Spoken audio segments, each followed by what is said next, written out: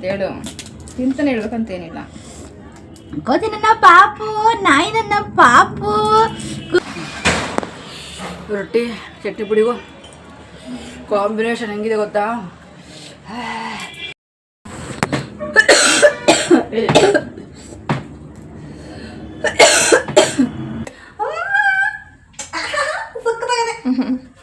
ಆವಾಗ ನಾನು ವೀಡಿಯೋ ಹಾಕೋದಿಲ್ಲ, ಯಾಕೆಂದ್ರೆ ಡೈಲಿ ಹಾಕೋಕ್ಕೆ ಬೋರು, ಇಲ್ಲದ ಕಂಟೆಂಟ್ಗಳು ಅಥವಾ ಏನೋ ನಾನು ಹಿಂಗೆ ಕಟ್ ಮಾಡಿದೆ, ಹಿಂಗೆ ಭಾಗ ಆಯಿತು.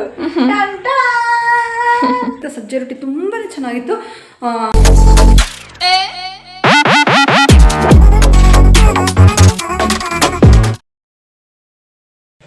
Hi friends, welcome back to my YouTube channel Rani Kannada vlogs. ಎಲ್ಲರೂ ಹೇಗಿದ್ದೀರಾ? ಐ ಹೋಪ್ ನೀವೆಲ್ಲರೂ ಕೂಡ ತುಂಬಾ ಚೆನ್ನಾಗಿದ್ದೀರಾ ಅಂತೇಳಿ.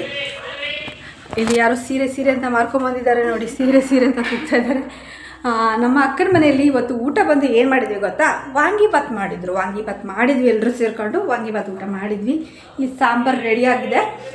ಯಾರೋ ಒಬ್ಬ ಕಮೆಂಟ್ ಹಾಕಿದ್ದೆ, ದನ ತಿನ್ನಂಗೆ ತಿಂತೀಯೋ ಅಂತೇಳಿ. ಲೋಪರ ನನ್ನ ಮಗ ಅವಕ್ಕೆ ಮಾಡೋದಕ್ಕೆ ಕೆಲಸ ಇಲ್ಲ, ಅವಕ್ಕೆ ಹೆಂಗಿದ್ದು ಸತ್ರು ಸಹಿಸಲ್ಲ, ಬದುಕಿದ್ರು ಸಹಿಸಲ್ಲ ಅನ್ನೋಂಥ ಕ್ಯಾಟಗರಿಗೆ ಸೇರಿದಂಥ ಜನ ಇರಬೇಕು ಅನ್ಸುತ್ತೆ. ಆ ಥರ ಜನಗಳಿಗೆ ನಾವು ಆನ್ಸರ್ ಮಾಡೋದಕ್ಕಾಗಲ್ಲ. ದನ ತಿನ್ನೋಕ್ಕೆ ನಿಮ್ಮ ಅಪ್ಪನ ಮನೆ ತಿಂತೀನ, ನಾನು ದನ ತಿನ್ನೋಕ್ಕೆ ನಮ್ಮ ಅಕ್ಕನ ಮನೆಗಳು ತಿಂತಾಯಿದ್ದೀನಿ. ಏನಪ್ಪ ಕಷ್ಟದಲ್ಲಿದ್ದವ್ರಿಗೆ ಅಥವಾ ಅಕ್ಕ ತಂಗಿರು ಅಣ್ಣ ತಮ್ಮಗಳು ಅಷ್ಟೇ ಆಗಬೇಕಾಗಿರೋವಂಥದ್ದು. ಇನ್ನು ನೀವೆಲ್ಲ ಅಂದರೆ ಒಳ್ಳೆ ಜನಗಳಿಗೆ ಇರ್ತಲ್ಲ, ಬ್ಯಾಡ್ ಕಮೆಂಟ್ಸ್ ಹಾಕಿರೋಂಗೆ ಇಂಥ ಕೆಟ್ಟ ಬ್ಯಾಡ್ ಕಮೆಂಟ್ ಹಾಕ್ತಾರಲ್ಲ, ಇಂಥರೆಲ್ಲ ಹಾಕ್ತಾರೆ ನಮಗೆ ಹೇಳಿ.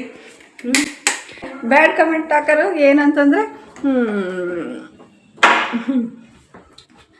ದನ ತಿಂತೀನಿ ಅಂತ ಹಾಕೋನೆ, ಬರೀ ಹಿಂಗಿದ್ರು ಅದಕ್ಕೆ ತಲೆನೇ ಕೆಡ್ಸ್ಕೊಳ್ಳೋದಲ್ಲ. ಇಂಥ ಜನಗಳಿಗೋಸ್ಕರ ಇಂಥ ಜನಗಳಿಗೆ ನಾನು ತಲೆನೇ ಕೆಡ್ಸ್ಕೊಳ್ಳೋಲ್ಲ. ಯಾಕೆ ಅಂತಂದರೆ ಹೆಂಗಿದ್ರು ನೀವು ಮಾತಾಡ್ತೀರ, ಯಾಕಂದರೆ ನಿಮ್ಮ ಉದ್ದೇಶ ನಾವು ಚೆನ್ನಾಗಿರಬಾರ್ದು, ಚೆನ್ನಾಗಿ ನಮಗೆ ಏಳಿಗೆ ಆಗಬಾರ್ದು, ಕೆಡಬೇಕು, ಹಾಳಾಗೋಗ್ಬೇಕು, ಬೀದಿಗೆ ಬಂದು ನಿಂತ್ಕೋಬೇಕು ಅನ್ನೋದು ಇದ್ದಿರುತ್ತೆ. ಯಾಕೆ ಅಷ್ಟೊಂದು ಜನಗಳು ಆ ಥರ ಎಲ್ಲ ತಿಳ್ಕೊಂತ ಆ ಥರ ಎಲ್ಲ ಮನಸ್ಥಿತಿ ಇಟ್ಕೊಂಡಿರ್ತಾರೆ. ಯಾಕಂದರೆ ನಿಮ್ಗೆ ಯಾರೋ ಹಂಗೆ ಮಾಡಿರ್ತಾರೆ ಅಥವಾ ನೀವು ಯಾರಿಗೂ ಹಂಗೆ ಮಾಡಿರ್ತಾರೆ ಅಂದರೆ ನೀವು ವರ್ಸ್ಟ್ ಅಂತ ಅಲ್ವಾ. ನಿಮ್ಗೆ ಯಾರೋ ಹಂಗೆ ಮಾಡ್ತಾ ಇದ್ದಾರೆ ಅಥವಾ ನೀವು ಯಾರಿಗೂ ಅದೇ ಥರ ಮಾಡಿರ್ತೀರ ಅಂದಾಗ ನಿಮ್ಮ ಬಾಯಿ ಅದೇ ಬರ್ತಾ ಇರುತ್ತೆ ಅಂದಾಗ ನಿಮ್ಮ ಸುತ್ತಮುತ್ತ ಇರೋ ಸರೌಂಡಿಂಗ್ ಎಲ್ಲ ಹಂಗಿರುತ್ತೆ. ನೀವು ಎಂದೂ ಉದ್ಧಾರ ಆಗೋದಿಲ್ಲ, ಎಂದೂ ನೀವು ಬುದ್ಧಿ ಕಲಿಯಲ್ಲ. ಇಂಥವ್ರಿಗೆ ನಾವೇನು ಹೇಳೋಕ್ಕಾಗಲ್ಲ. ದನ ತಿನ್ನಂಗೆ ತಿಂತೀನಿ ಅಂತ ಹೇಳೋ ರೈಟ್ಸ್ ಏನಿದೆ ನಿನಗೆ? ಅಲ್ಲ, ನೀನು ಯಾರು ಅದನ್ನ ಹೇಳೋದಕ್ಕೆ? ನಿನ್ನ ಮನೆಗೆ ತಿಂತಾ ಇದ್ದೀನ ಅಥವಾ ನಿಮ್ಮ ಅಪ್ಪನ ಮನೆಗೆ ತಿಂತಾ ಇದ್ದೀನ? ನಮ್ಮ ಅಕ್ಕನ ಮನೆಗೆ ತಿಂತಾ ಇದ್ದೀನಿ, ತಿಂದರೆ ನಮ್ಮ ಅಣ್ಣನ ಮನೆಗಳು ತಿಂತೀನಿ ಅಷ್ಟೇ ಊಟ. ಬೆಟ್ರೆ ನಿಮ್ಮ ಮನೆಗೆ ಬಂದಾಗ ನೀನು ಮಾತಾಡೋದು ಮಾತು ನಾಚಿಕೆ ಆಗೋದಿಲ್ವ ನಿಮಗೆ? ಏನು ಜನಗಳು ನೀವು, ಅಯ್ಯಪ್ಪ ಅದೆಲ್ಲ ಬಿಡಿ. ಈ ಬ್ಯಾಡ್ ಕಮೆಂಟ್ ಹಾಕೋಕ್ಕೆ ಯಾವತ್ತಾದ್ರೂ ಹೇಳಿದಿನ ಅವ್ರ ಹೆಸರು ಹಾಕ್ಬಿಟ್ಟು ಅವರ ಒಂದು ಕಮೆಂಟ್ ನಾನು ನಿಮಗೆ ತೋರಿಸಿ ನೋಡಿ, ಈ ಥರ ಬೈತಾ ಇದ್ದಾರೆ, ಈ ಥರ ಅಂತ ಇದ್ದಾರೆ. ಬೈಯೋದಕ್ಕೆ ಅವ್ನು ಯಾರು? ನಾನೇನು ಮಾಡಿದ್ದೀನಿ? ಆ ಥರ ಮಾತ್ರಕ್ಕೇನೋ ಕಮೆಂಟ್ ಬಾಕ್ಸ್ ಐತೆ ಅಂತಂದರೆ ನೀನು ಯೋಗ್ಯತೆ ಅಷ್ಟು, ನೀನು ಅಷ್ಟು ವರ್ಸ್ಟ್ ಆಗಿದೆಯಾ, ನಿನ್ನ ಲೈಫು ಅಷ್ಟು ವರ್ಸ್ಟ್ ಆಗಿದೆ, ಇನ್ನಿದ್ದರೆ ಚೆನ್ನಾಗಿರೋದು ನೋಡಿ ನೀನು ಹೇಳಿಕೆ ಸಹಿಸೋದಿಲ್ಲ ಅಂತ ನೀನು ಯೋಗ್ಯತೆ ಗೊತ್ತಾಗುತ್ತೆ. ಇಂಥ ಕಿತ್ತೋದ ಬ್ಯಾಡ್ ಕಮೆಂಟ್ಸ್ಗಳು, ನಾಯಿ ಕಮೆಂಟ್ಸ್ಗಳು ಬಂದು ಅದೇ ಇಂಥರೇ ಅಂತ ಬಂದು ಇನ್ಸ್ಟಾಗ್ರಾಮಲ್ಲೆಲ್ಲ ಆಗ್ತಿರಲ್ಲ, ಇಂಥ ಬೇವರ್ಸಿ ಕಮೆಂಟ್ಸ್ಗಳಿಗೆ ನಾನು ತಲೆ ಕೆಡಿಸ್ಕೊಳ್ಳೋಲ್ಲ. ಅದೆಲ್ಲ ಬಿಡಿ. ಈ ಕಮೆಂಟ್ಸ್ಗಳು ಮಾತಾಡ್ಕೊಂಡು ಹೋಗ್ಬಿಟ್ರೆ ಅವೆಲ್ಲ ಇರೋವೆಲ್ಲ ಕಮೆಂಟ್ ಹಾಕೋವೆಲ್ಲ ಯಾವ ಒಂದು ಒಳ್ಳೆವಾಗದೆ ಬರೀ ಬ್ಯಾಡ್ ಕಮೆಂಟ್ ಇರ್ತಾವಲ್ಲ ಅಂಥವೆಲ್ಲ ಏನಂದರೆ ಒಬ್ಬರನ್ನ ಹಾಕೊಂಡು ತುಳಿಯೋವು, ಒಬ್ಬರ ಮನೆ ಹಾಳು ಮಾಡೋವು, ಒಬ್ಬರ ಜೀವನನ ಕಿತ್ತಾಕವೇ ಅವು. ಇಲ್ಲಿ ಅಕ್ಕಪಕ್ಕದ ಹತ್ರ ಹೋಗಿ ತಲೆ ಕೆಡಿಸಿ ಸುತ್ತಮುತ್ತ ಮಾಡೋದಕ್ಕಾಗದೆ ಇಲ್ಲೊಬ್ರು ಇನ್ಸ್ಟಾಗ್ರಾಮಲ್ಲಿ ಸಿಗ್ತಾರಲ್ಲ ಅವ್ರಿಗೆ ಹಾಕ್ಬಿಡ್ತಾರೆ. ಹಂಗೆ ಅಕ್ಕಪಕ್ಕದ ಆಗ್ಬಿಟ್ರೆ ಮನೇಲಿ ಇದ್ಬಿಟ್ರೆ ಅವ್ರಿಗೆ ಹೇಳೋರು ಕೇಳೋರು ಇರ್ತಾರೆ, ಅದೆಲ್ಲ ಡೈರೆಕ್ಟಾಗಿ ಸಿಕ್ಕಾಕೊಂಡ್ಬಿಡ್ತೀವಿ ಅಂತೇಳ್ಬಿಟ್ಟು ಈ ಥರ ಕಮೆಂಟಲ್ಲಿ ಬಂದಾಗ ಅವು ಲುಚ್ಚಗಳು. ತಂದೆ ತಾಯಿಗೆ ಹುಟ್ಟದೇ ಇರೋನ ಮಾತ್ರ ಬ್ಯಾಡ್ ಕಮೆಂಟ್ ಹಾಕೋದು ನನ್ನ ಪ್ರಕಾರ. ನೀವು ತಂದೆ ತಾಯಿಗೆ ಹುಟ್ಟಿಲ್ಲ ಅಂತಂದರೆ ನನಗೆ ಬ್ಯಾಡ್ ಕಮೆಂಟ್ ಹಾಕಿ ಅಷ್ಟೇ. ಹಾಕಿರೋನೆಲ್ಲ ಅವನೇ ಬ್ಯಾಡ್ ಕಮೆಂಟ್. ಇನ್ನು ಮುಂದೆ ಯಾವನಾಗ್ತಾನಲ್ಲ ಅವನೆಲ್ಲ ತಂದೆ ತಾಯಿಗೆ ಹುಟ್ಟದೇ ಇರೋನು. ಅಂತಂದರೆ ನಿಮ್ಮ ರೊಟ್ಟಿದು ಒಂದು ರೆಸಿಪಿ. ಮೊನ್ನೆ ಒಂದು ನಾನು ಊರಲ್ಲಿದ್ದಾಗ ನಾನು ಇದ್ದೀನಲ್ಲ ಎಲ್ಲಿ ಇದು ನಮ್ಮ ಅಕ್ಕನ ಮನೆ. ನಾನು ಪ್ರಿವಿಯಸ್ ವ್ಲಾಗಲ್ಲಿ ನೋಡಿದ್ರಲ್ಲ, ನನ್ನ ಮನೇಲಿದ್ದಾಗ ನಾನು ಅಲ್ಲಿ ಹೊರಗಡೆ ಹೋಗಿದ್ದೆ. ಅಂದರೆ ಐಸ್ ಕ್ರೀಮ್ ಎಲ್ಲ ತಿಂದು ರೊಟ್ಟಿ ತಗೊಂಬಂದಿದ್ದೆ. ರೊಟ್ಟಿ ತಂದಿದ್ದನ್ನು ತಿಂದು ತೋರಿಸಿರಲಿಲ್ಲ, ಅಂದರೆ ತಿಂದಿದ್ದು ಅದರ ರಿವ್ಯೂ ಹೇಳಿರಲಿಲ್ಲ. ತುಂಬ ಚೆನ್ನಾಗಿದೆ, ಅದು ಏನು ಎತ್ತ ಅಂತ ಆ ವ್ಲಾಗಲ್ಲೇ ಹೇಳಿದ್ದೀನಿ. ಅಂದರೆ ಇದೇ ವ್ಲಾಗಲ್ಲೇ ಬರುತ್ತೆ, ಆ ವಿಡಿಯೋದಲ್ಲಿ ಹೇಳಿದೆ. ಅದನ್ನು ಕೂಡ ನಿಮಗೆ ಆ್ಯಡ್ ಮಾಡ್ತೀನಿ, ಹೋಗಿ ನೋಡ್ಕೊಂಬನ್ನಿ. ತುಂಬ ಚೆನ್ನಾಗಿ ಬಂದಿತ್ತು ರೊಟ್ಟಿ ಮಾತ್ರ. ಅದರಲ್ಲೂ ಅದು ಯಾವ ರೊಟ್ಟಿ ಏನು ಅಂತ ನಾವು ಸಜ್ಜೆ ರೊಟ್ಟಿ ಮತ್ತು ಜೋಳದ ರೊಟ್ಟಿ. ಅದರಲ್ಲಿ ಜೋಳದ ರೊಟ್ಟಿಗಿಂತ ಸಜ್ಜೆ ರೊಟ್ಟಿ ತುಂಬಾ ಚೆನ್ನಾಗಿತ್ತು. ಅದನ್ನು ಹಾಕ್ತೀನಿ, ನೋಡ್ಕೊಂಬನ್ನಿ ನೀವು. ಅದು ಸಜ್ಜೆ ಅಂತ ಏನು ಕಾಳಿರ್ತಾವಲ್ಲ, ಕಾಳಿಂದ ಮಿಷಿನ್ಗೆ ಹಾಕ್ಸ್ಕೊಂಡು ರೊಟ್ಟಿ ಮಾಡ್ಕೊಂಡು ತಿನ್ನಿ. ಇಲ್ಲಾಂದರೆ ಸಜ್ಜೆ ರೊಟ್ಟಿ ಅಂತಲೇ ಸಿಗ್ತವೆ, ತಂದು ತಿನ್ನಿ. ತುಂಬ ಚೆನ್ನಾಗಿರುತ್ತೆ, ತುಂಬಾ ಟೇಸ್ಟಿಗಿತ್ತು. ನಮ್ಮಂತೂ ಜೋಳದ ರೊಟ್ಟಿಗಿಂತ ಸಜ್ಜೆ ರೊಟ್ಟಿನೇ ಇಷ್ಟ ಆಯಿತು. ಈಗಲೂ ಕೂಡ ಇನ್ನೊಮ್ಮೆ ತಿನ್ನಬೇಕು ಅಂತ ಆಸೆ ಆಗ್ತಿದೆ. ನೋಡೋಣ, ಇಲ್ಲ ನಾನು ಸಿಕ್ಕರೆ ರೆಡಿ ಇರುತ್ತಲ್ಲ ತೊಗೊಂಬರ್ತೀನಿ. ಇಲ್ಲಾಂದರೆ ಇಲ್ಲ, ತುಂಬ ದೂರ ಹೋಗಬೇಕು. ನೋಡೋಣ, ನಮ್ಮ ಅಕ್ಕಗೆ ಹೇಳ್ತೀನಿ, ನಮ್ಮ ಅರ್ಥ ತರಿಸ್ಕೊಡ್ತಾರೆ. ನಾವು ಅಕ್ಕ ಕೋಕೋಮರಿ ನಾವೆಲ್ಲ ಹೊರಗಡೆ ಹೊರಟಿದ್ದೀವಿ. Bye friends. ಅಲ್ಲಿವರೆಗೂ ಈ ವಿಡಿಯೋ ನೋಡ್ಕೊಂಡು ಬನ್ನಿ, ಮತ್ತೆ ಸಿಗ್ತೀನಿ. ಚೆನ್ನಾಗಿ ವ್ಯೂಸ್ ಕೊಡಿ. ಯಾಕೆ ವ್ಯೂಸ್ ಕಮ್ಮಿ ಆಗಿದೆ ಪ್ಲೀಸ್ ವ್ಯೂಸ್ ಕೊಡಿ ಫ್ರೆಂಡ್ಸ್. ಯಾಕೆ ಹಿಂಗೆ ಮಾಡ್ತಾಯಿದ್ದೀರಾ? ಎಲ್ಲ ಚೆನ್ನಾಗಿ ವ್ಯೂಸ್ ಕೊಡಿ ಅಂತಂದರೆ 1K ಆಗಿದೆಯಲ್ಲ ನೆನ್ನೆ ವಿಡಿಯೋ. ಪ್ಲೀಸ್ ವ್ಯೂಸ್ ಕೊಡಿ. ಡೈಲಿ ವೀಡಿಯೋ ಹಾಕ್ತೀನಿ. ಇವಾಗ ನಮ್ಮ ಅಕ್ಕರ ಮನೆಯಿಂದ ನಾನು ಹೋಗೋವರೆಗೂ ಡೈಲಿ ವೀಡಿಯೋ ಹಾಕ್ತೀನಿ. ನಮ್ಮ ಅಕ್ಕರ ಮನೆಯಿಂದ ಹೋಗಿ ನನ್ನ ಮನೆಗೆ ಸೇರ್ಕೊತೀನಲ್ಲ ಆವಾಗ ನಾನು ವೀಡಿಯೋ ಹಾಕೋದಿಲ್ಲ. ಯಾಕೆಂದರೆ ಡೈಲಿ ಹಾಕೋಕ್ಕೆ ಬೋರು. ಇಲ್ಲದ ಕಂಟೆಂಟ್ಗಳು ಅಥವಾ ಏನಾದರೂ ಒಂದು ರೆಸಿಪೀಸ್ ಏನಾದರೂ ಮಾಡ್ತಾ ಇರ್ತಾರೆ, ಅದನ್ನು ತಿನ್ನೋದು ಉಣ್ಣೋದು ಇದ್ದೇ ಇರುತ್ತೆ. ಮಾತಾಡೋದು ಅದನ್ನು ತೋರಿಸ್ತೀನಿ, ಓಕೆನಾ? ಅಲ್ಲಿವರೆಗೂ. ಯಾಕಂದರೆ ಇಲ್ಲ ಸ್ವಲ್ಪ ತಿಂಡಿ ತಿನ್ನೋದು, ಹಾಗಾಗಿ ಡೈಲಿ ವೀಡಿಯೋ ಹಾಕ್ತೀನಿ, ನೋಡ್ಕೊಂಬನ್ನಿ. ನೋಡ್ತಾ ಇರಿ, ಡೈಲಿ ವೀಡಿಯೋ ಹಾಕ್ತೀನಿ, ನೋಡ್ತಾ ಇರಿ. ಮಿಸ್ ಮಾಡಿದೆ. ಡೈಲಿ ಕರೆಕ್ಟಾಗಿ 7ರಿಂದ 8 ಗಂಟೆ ಒಳಗೆ ಯಾವ ಟೈಮಲ್ಲಿ ಹಾಕ್ತೀನಿ ಹೇಳೋಕ್ಕಲ್ಲ, ಸರ್ಚ್ ಮಾಡ್ತಾಯಿರಿ ನನ್ನ ಅಕೌಂಟ್ನ, ಓಕೆ? ನನ್ನ ಚಾನಲ್ ಸರ್ಚ್ ಮಾಡ್ತಾಯಿರಿ, ಸಿಗ್ತೀನಿ. ವಿಡಿಯೋ ಆನ್ ಆಗಿಲ್ಲು. ಆಯಿತು. ಇವಾಗ ನೀ ಅದೆಲ್ಲ ತಿನ್ಕೊಂಬಂದಿಲ್ಲ. ಸ್ವಲ್ಪತ್ತಿಗೆ ನಾವೇನು ತಿಂತೀವಿ ಅಂದರೆ ನೋಡಿ, ನಾನು ರಿಂಗ್ ತೆಗ್ದು ಹಾಕಿದ್ದೀನಿ. ಯಾರೋ ಒಬ್ರು ಅವಾಗ ಹೇಳು ಲೈವಿಗೆ ಬಂದಾಗ ರಿಂಗ್ ತೆಗಿರಿ ಅಂತ. ಅದ್ರ ರಿಂಗ್ ಇವಾಗ ತೆಗ್ದು ಹೆಂಗೆ ಕಾಣುತ್ತೆ ನೋಡೋಣ ಅಂತ. ಚೆನ್ನಾಗಿ ಕಾಣ್ತಿದ್ದೆ. ರಿಂಗ್ ಇದ್ರೆ ಒಂಥರ ಇಷ್ಟ ಆಗ್ತಿತ್ತು. ರಿಂಗ್ ಇಲ್ಲ. ಇವಾಗ ಒಂದು ನತ್ತು ತೊಗೋಬೇಕು ಅಂದ್ಕೊಂಡಿದ್ದೀನಿ. ನೋಡೋಣ ಈಗ ಬೇಡ ಸಾಧ್ಯಕ್ಕೆ. ನಮ್ಮ ಕೂಪು ಸುಚ್ಚಬೇಕು. ಇವಾಗ ಟ್ರೆಂಡಿಂಗಲ್ಲಿ ಏನು ಗೊತ್ತಾ, ರಿಂಗ್ ಇಲ್ಲ, ಮೂಗಿ ನತ್ತು ಇಲ್ಲ, ಆ ಥರ ಇದೆ. ಅದಕ್ಕೋಸ್ಕರ ನಾನು ತೆಗ್ದೆ. ಹಾಂ, ಇವಾಗ ರೊಟ್ಟಿ ತಿನ್ನೋಣ ಕೆದಕೊಂಡು. ನೋಡೋಣ, ಹಂಗೆ ಐಂದಿರ್ತಾರಲ್ಲ, ಥರ ಇವಾಗ ಇದನ್ನು ಶಿಫ್ಟ್. ಎಷ್ಟು ರೊಟ್ಟಿ, ಎಷ್ಟು ಚಂದ ಉಂಟು. ಅರ್ಧ ಮಾಡ್ಲು ಹಿಂಗೆ. ನಾನು ಹಿಂಗೆ ಕಟ್ ಮಾಡಿದೆ, ಹಿಂಗೆ ಕಟ್ ಮಾಡಿದ್ರೆ ಹಿಂಗೆ ಭಾಗ ಆಯಿತು. ಹಿಂಗೆ ಅರ್ಧ, ನಂಗೆ ಅರ್ಧ. ಒಂದೊಂದು ರೊಟ್ಟಿ ಇಟ್ಬಿಟ್ಟು ಚೆನ್ನಾಗಿರುತ್ತೆ. ಫಸ್ಟ್ ಅರ್ಧ ತಿಂತೀನಿ, ಅರ್ಧ ತಿಂದು ಬೇಕ್ರೆ ಇನ್ನೂ ತಿಂತೀನಿ. ಎಷ್ಟು ಸಕ್ಕತ್ತೆ ತಿಂತೀನಿ ನೀವು. ರೊಟ್ಟಿನ ಅದೇ ಗತ್ತಲ್ಲೇ ಮಾಡ್ಕೊಂಡು ತಿಂತಾರೆ ಫ್ರೆಂಡ್ಸ್. ಎಷ್ಟು ಚೆನ್ನಾಗಿದೆ ಗೊತ್ತಾ? ಮೊಸರು ಹಾಕ್ಕೊಂಡು ಇದನ್ನ ಅರ್ಧ ಮಾಡ್ಬಿಡ್ತೀನಿ. ಹಿಂಗೆ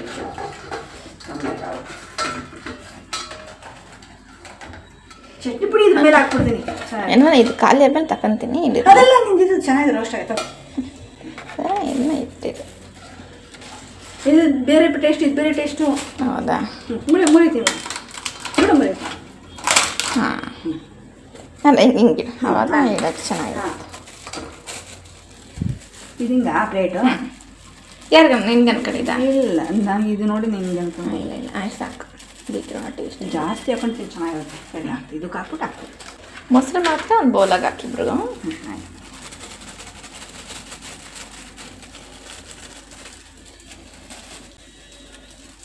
ಅಷ್ಟು ಸಂಜೆ ಇದೆ ಊಟನೇ, ಅಡುಗೆ ಬರಲಿಲ್ಲ. ರೆಡಿ, ಕಾಫಿ ರೆಡಿ ಆಗ್ತಾ ಇದೆ. ಬಂದ್ಬಿಟ್ಟು ಓಪನ್ ಮಾಡೋಣ. ಈ ಥರ ಹೆಂಗೆ ಈಗ ನಾನು ಇದನ್ನು ಸ್ವಲ್ಪ ಹಾಕ್ಕೊಂಡ್ಬಿಡ್ತೀನಿ ಸೈಡಿಗೆ, ಆಯಿತಾ? ಈ ಥರ ಕಟ್ ಮಾಡಿ ನನಗೆ ಸ್ವಲ್ಪ ಇಬ್ಬರು ಕರೆಕ್ಟಾಗಿ ಅರ್ಧ ಹಾಕಿದ್ದೀನಿ, ನಿಂಗೆ ಅರ್ಧ. ಈಗ ಸ್ವಲ್ಪ ಹಾಕೊಳ್ಳೋಣ, ಕಮ್ಮಿ ಸಾಕು, ಕರೆಕ್ಟ್ ಐತೆ. ನೋಡಿ ಗಾಯ್ಸ್, ಎಷ್ಟು ಚೂರು ತಳ್ದು ಕಚ್ಕೊಳ್ಳೋದು ಅಷ್ಟೇ. ತಿನ್ನು. ವಾ, ಚೆನ್ನಾಗಿತ್ತು.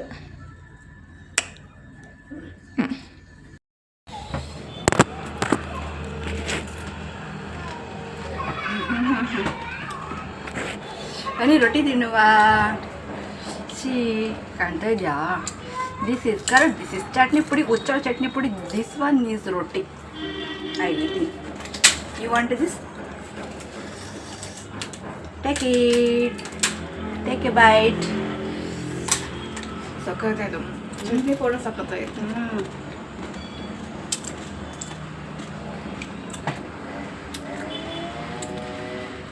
ಸಜ್ಜೆ.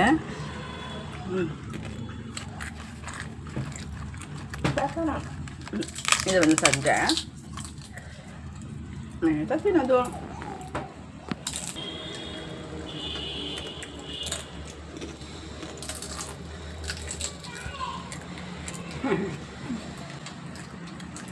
ಚೆನ್ನಾಗಿದೆ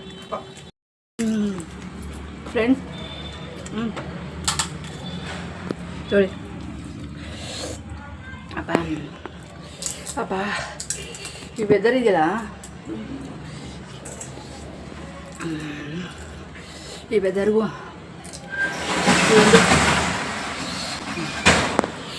ರೊಟ್ಟಿ ಚಟ್ನಿ ಪುಡಿಗೂ ಕಾಂಬಿನೇಷನ್ ಹೆಂಗಿದೆ ಗೊತ್ತಾ? ತುಂಬ ದಿನ ಆಗಿತ್ತು ಈ ಥರದೊಂದು ಖಾರ ತಿಂದು. ಆಹಾ ನಂಗಂತೂ ಬೇರೆ ಒಪ್ಪಿಗಿಂತ ರುಚಿ ಬೇರೆ ಇಲ್ಲವ್ವ. ಒಪ್ಪಿಕೊಂಡವರು ದಾಡಲ್ಲವ್ವ. ಹಂಗೈತೆ ಸಜ್ಜೆ ರೊಟ್ಟಿ ಮಾತ್ರ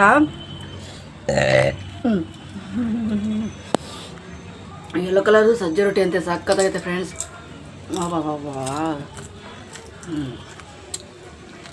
ಅದ್ಭುತ ಅದ್ಭುತ. ನಾನಂತೂ ಮೊಸರು ಖಾಲಿ ಮಾಡಿಲ್ಲ, ನಾನು ಬರೀ ಚಟ್ನಿ ಪುಡಿ ಹಾಕೊಂಡು ತಿಂತಾ ಇದ್ದೀನಿ. ಅದಕ್ಕೆ ಹೇಳಿದ್ರು ಅವರು ಚಟ್ನಿ ಪುಡಿ ಮೊಸರು ಅದೆಲ್ಲ ತಿನ್ಬೋದಂತ. ಯಾಕೆ ಮೊಸರು ಹೇಳಿದ್ರು? ಮೊಸರಿನ ಟೇಸ್ಟ್ ಅಷ್ಟೇ ನನಗೆ ಇಷ್ಟ ಆಗ್ತಾಯಿಲ್ಲ ಅಂದ್ಕೊಂಡೆ. ಯಾಕೆ ಅಂತಂದರೆ ಮೊಸರು ತಿಂದರೆ ಖಾರ ಕಮ್ಮಿ ಆಗುತ್ತೆ ಅಂತ.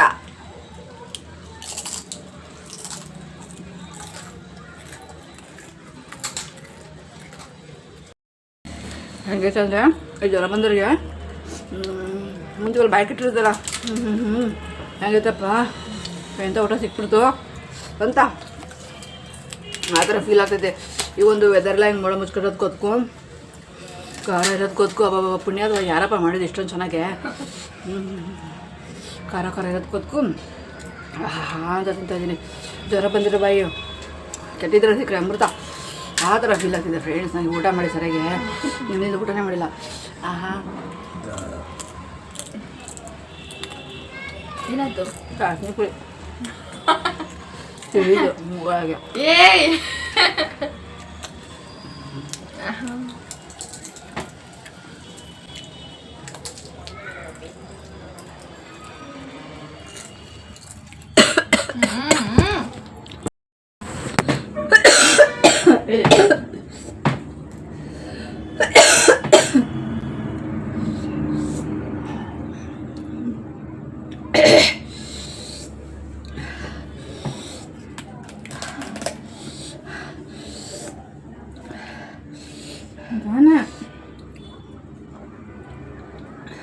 ಫುಲ್ ಕುಡಿ.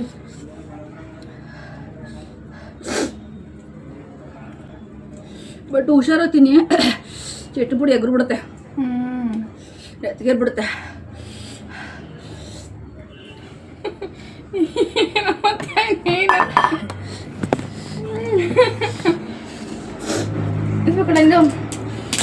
ಬೇಡ ಫುಲ್ ಕುಡಿಯೋ, ಸಾಕು. ಫುಲ್ ಕುಡಿಯ ಬೇಡ ಸಾಕು, ಕಾಯಿ ಹೊಡಬೇಕು ಅಷ್ಟು. ಅದು ಇಷ್ಟು ಕೆಮ್ಮು ಖಾರ ಬಂದ್ರು ಎತ್ತಿಗೆರೇನು ತಿನ್ನೋದು ಬಿಡ್ತಾರಲ್ಲ, ಕೇಳೋದು ಗಟ್ಟಿ ಪಿಂಡ ಅಂತ ಹೇಗಲ್ಲ ಮತ್ತೆ ಬೇಡ. ಇದು ಕುಡಿ ಫುಲ್ಲು. ಇಲ್ಲಿ ಇಕ್ಕಿರ್ತೀನಿ ಎಮರ್ಜೆನ್ಸಿ. ನಾನು ಜಾಸ್ತಿ ನನಗೆ ನಮ್ಮ ಅಪ್ಪನ ಗುಣ.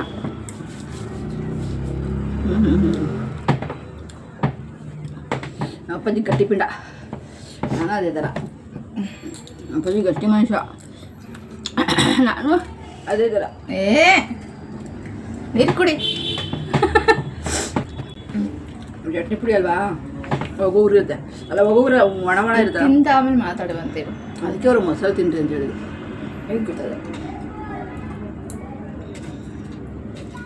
ಚೆನ್ನಾಗಿದೆ. ತಿಂತಾಡು ಇವಿ ಬೇಡಿ ಅಂತ ಹೇಳು, ತಿಂತಾನೆ ಹೇಳ್ಬೇಕಂತೇನಿಲ್ಲ. ಕೋತಿ ನನ್ನ ಪಾಪು, ನಾಯಿ ನನ್ನ ಪಾಪು, ಕೋತಿ ತಿನ್ನು, ನೀನು ಶಂಕ ತಿನ್ನು, ಏನೂ ಆಗಲ್ಲ, ತಿನ್ನು ಕೋತಿ. ಇಲ್ಲಿ ಬಂದು ಕಾಫಿ ರೆಡಿ ಆಗಿದೆ.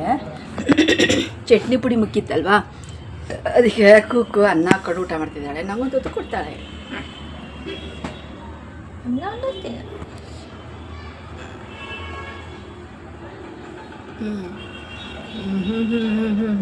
ಚೆನ್ನಾಯ್ತಾ?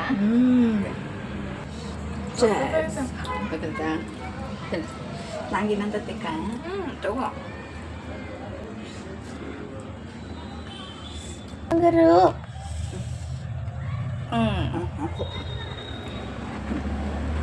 ಚೆನ್ನಾಯ್ತಾ? ಫ್ರೆಂಡ್ಸ್, ಸಜ್ಜೆ ರೊಟ್ಟಿ ಎಷ್ಟು ಚೆನ್ನಾಗಿತ್ತು ಗೊತ್ತಾ? ತುಂಬಾ ಟೇಸ್ಟಿಯಾಗಿರುತ್ತೆ. ಜೋಳದ ರೊಟ್ಟಿಗಿಂತ ಸಜ್ಜೆ ರೊಟ್ಟಿ ಇಷ್ಟು ಚೆನ್ನಾಗಿರುತ್ತೆ ಅಂತ ನಂಗೆ ನಿಜವೂ ಗೊತ್ತೇ ಇಲ್ಲ.